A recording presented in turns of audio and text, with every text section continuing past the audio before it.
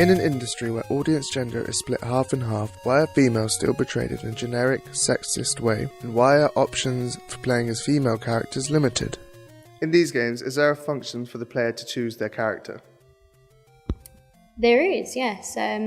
World of Warcraft, you get to choose from different classes and different species as well. Yeah, you do. You get to choose your own characters in all of these, and they all vary in ability and what you can do with any of them. Princess Peach could be seen as the first female character shown in a major game release, where she was a typical damsel in distress. Metroid was the first game to allow players to play as a female character, but this was not revealed till the end of the game, most players assuming they were a man throughout until she was shown in a bikini. How do you feel that women are portrayed, as in their kind of clothing or how they act within games? Again, it varies from game to game. There are some games that handle it excellently. Things like The Last of Us has a superb female character in it, as does Dreamfall. But then other games, the female characters are purely there for titillation. Everyone is scantily clad, and I was joking yesterday of just like all of them are just teasing, and it's silly to put for the purpose of what they're doing of fighting giant monsters.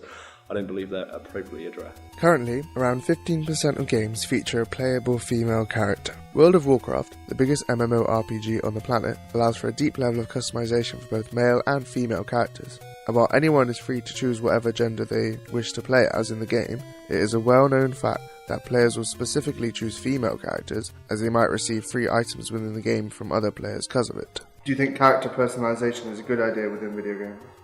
Yes, because players quite often like to have ownership and stamp their own personality on a character. So the more they can customise those characters and make them the way that they want them to be, then the more appealing it is to gamers, I think. I think it's good to be able to create a character that is specifically yours, that you literally can put your own little personal twist on.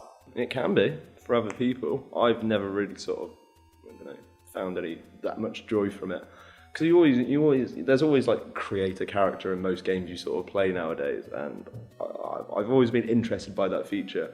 But by about, I don't know, once you're sorting out eyebrows and specifying what eyebrow and what nose shape you want, that's where I lose interest, and I'm just like, actually, maybe not, I just want a nice play-through game. Though the majority of female portrayal is seen as stereotyping, there are exceptions.